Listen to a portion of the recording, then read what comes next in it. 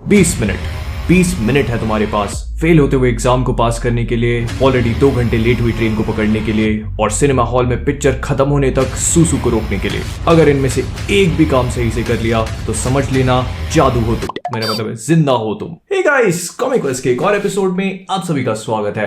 तो I am very sure कि आप में से हर किसी ने ऐसी सिचुएशन तो फेस करी होगी कि जब समझ आया हो कि टाइम की वैल्यू क्या है। तो ऐसा ही कुछ कल मेरे साथ भी हुआ। जब मैं अटैक ऑन टाइटन का एपिसोड 6 देख रहा था तो मुझे पता भी नहीं चला कि 20 मिनट कैसे निकल गए। तो कॉमिक क्वेस्ट से मैं हूं मोहित और आज मैं आप लोगों के लिए लेकर आया हूं सवाल वर्स का एपिसोड 18, जिसमें हम लोग बात करेंगे अटैक ऑन टाइटन के वॉरहैमर टाइटन के बारे में, इसके बाद वांडा प्रेग्नेंट कैसे हुई इसके बारे में, और इसके अलावा कैप्टन अमेरिका एमसीयू में वापस क्यों आ रहे हैं इसके बारे में। तो बिना अपना हथौड़ा निकाले चलिए शुरू करते हैं।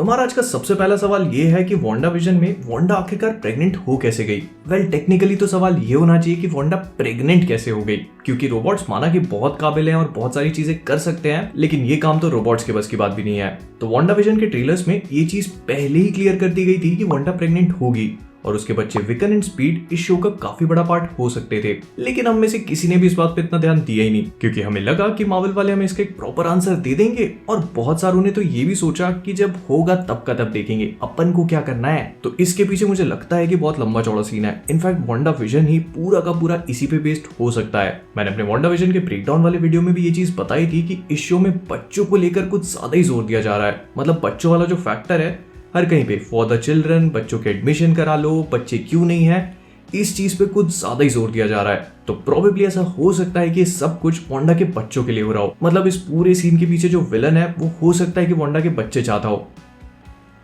ये जब भी मैं बोलता हूँ मुझे पता नहीं क्यों बहुत वियर्ड लगता है। तो अगर कॉमिक बुक्स की बात करी जाए तो कॉमिक्स में भी ऐसा कुछ हो चुका है, जब वांडा ने मेफिस्टो के साथ डील करी थी और खुद ब खुद प्रेग्नेंट हो गई थी। लेकिन बाद में जाके ये पता चला कि मेफिस्टो ने जो बच्चे वांडा को दिए हैं, कितनी सारी गलत चीजें हो रही हैं इस वीडियो में। मतलब आप लोग समझ जाओ कि इस डील के चलते वांडा के जो बच्चे हुए थे वो एक्चुअली मेफिस्टो की पावर्स का ही एक पार्ट थे। तो आई सीरियसली थिंक कि एमसीयू वाले भी कुछ ऐसा ही करना चाह रहे हैं। अब क्लियरली ये बच्चे विजन के तो होने से रहे फॉर ऑब्वियस रीजंस। तो ऐसा हो सकता है कि विजन के जाने के बाद वांडा चटक गई हो और कैसे भी करके उसे मेफिस्टो मिल गया हो, जिसने तुरंत ही उसके साथ डील कर ली। अब जहां तक बात है इस सवाल की कि वांडा प्रेग्नेंट हुई कैसे, तो मुझे ऐसा लगता है कि एक फिजिकल से ज्यादा मेंटल प्रोसेस है। मतलब उसके सबकॉन्शियस माइंड में बच्चे इतना ज्यादा घुसेड़ दिया गया कि उसने अपनी खुद की पावर्स का यूज करके खुद ही अपने आप को प्रेग्नेंट कर लिया। नहीं तो विजन कैसे उसे 2 सेकंड में प्रेग्नेंट कर सकता है। वैसे विजन उसे प्रेग्नेंट भी कैसे कर सकता है। तो जहां तक मुझे लगता है तो वांडा के बच्चे भी रियल है। बबल रियलिटी में ही सही पर रियल है। जैसे इसमें रहने वाला हर एक इंसान रियल है, ठीक वैसे ही वांडा के बच्चे भी रियल होंगे, और तभी तो ये मेन विलन के काम आएंगे। बस शिनचैन ना हो जाए। नोट सीधा करो, पर कुछ नोट ऐसे होते हैं जो कभी सुधरते ही नहीं है। फिर इसके बाद हमारा नेक्स्ट सवाल ये है कि आखिरकार कैप्टन अमेरिका एमसीयू में वापस आकर करेंगी क्या। तो आप में से जो भी लोग पिछले कुछ टाइम से गुफा में रह रहे थे, मैं उन्हें बता देता हूँ कि मार्केट में खबर चल रही है कि क्रिस इवांस कैप्टन अमेरिका बन के एमसीयू में वापस आने वाले हैं।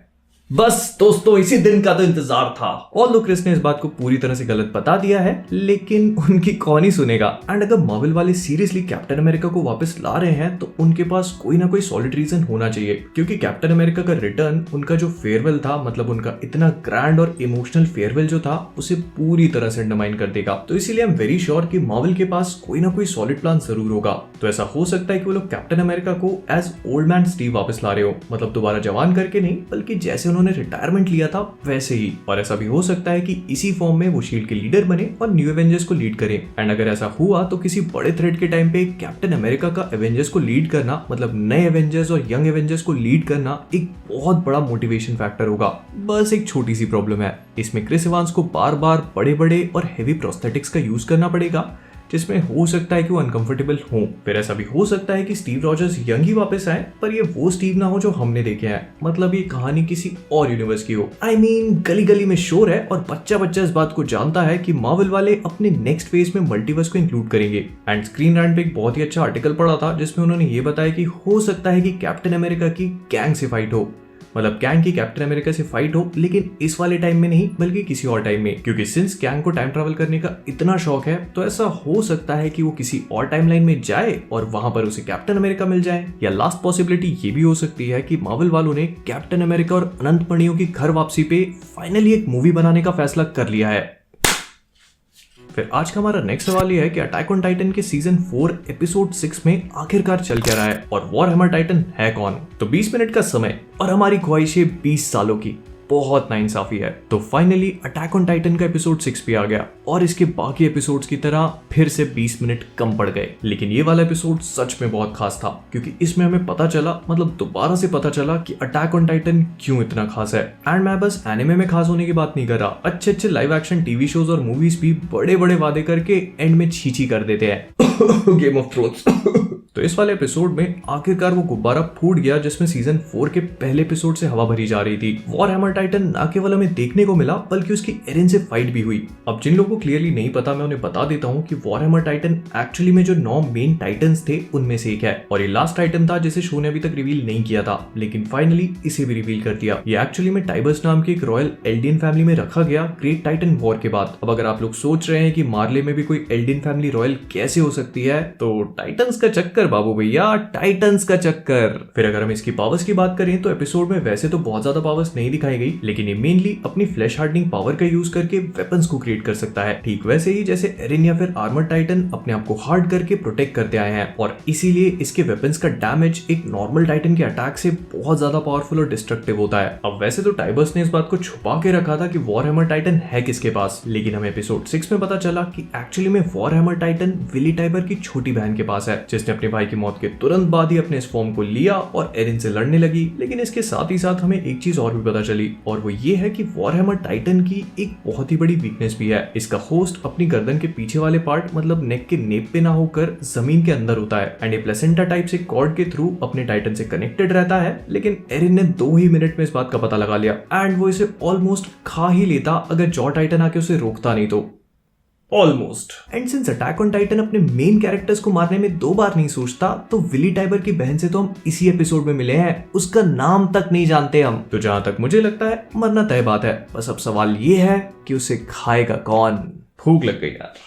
तो विद दैट बीइंग सेड हम लोग इस वीडियो को यहीं पे रैप अप करेंगे। अगर आपको ये वीडियो पसंद आया हो तो प्लीज इसे लाइक और शेयर करना मत भूलिएगा। फिर इसके बाद अगर आप सभी लोग कॉमिक वर्स पे नए हैं तो वो नीचे रेड कलर का सब्सक्राइब बटन दिख रहा होगा, उसे तुरंत ही टच करिए और ग्रे बनाइए। और हाँ, एक चीज और, मुझे पता है कि मेरी शक्ल मेरी आवाज से मैच नहीं होती, देन अगेन कितने लोगों की होती है इस दुनिया में, लेकिन ये मेरी शक्ल है और ये मेरी आवाज। फिर इसी के साथ अगर आप सभी लोगों ने मुझे इंस्टाग्राम, फेसबुक, ट्विटर, डिस्कॉर्ड इन जगहों पे फॉलो नहीं किया है तो वो भी कर लो गाइस, नीचे डिस्क्रिप्शन में लिंक मिल जाएंगी, प्लीज कर लो। अच्छे मीम्स डालते हैं वहां पे हम लोग। और हाँ, जाने से पहले मुझे कमेंट्स में ये चीज बताना मत भूलना कि आपको ये वीडियो कैसा लगा। मैं फेस कैम और इस अपने पूरे रूम में जितना भी सेटअप है इसमें कई सारे चेंजेस लाने की कोशिश कर रहा हूँ, लेकिन धीरे धीरे करके चीजें आएंगी। मैं मतलब बहुत ज्यादा चीजें मुझे आती नहीं है तो मैं धीरे धीरे सीखता रहता हूँ, तो जैसे जैसे आती जाएंगी आपको चेंजेस देखने को मिलते जाएंगे। इसके अलावा अगर आपकी खुद भी कोई सजेशंस हैं तो प्लीज कमेंट्स में बताना मत भूलिएगा। तो जाने से पहले कॉमिक वर्स से मैं हूं मोहित और आप सभी लोग stay safe, stay inside and as always keep being awesome.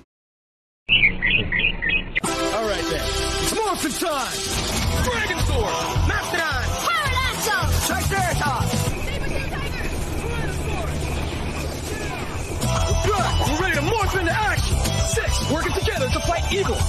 Stop Rita and all her menacing monsters! We're destroying our planet Earth! Ruling the universe with evil! Look out, Rita! We're not backing down! We're the... अबे जल्दी बोल, कल सुबह पनवेल निकलना है।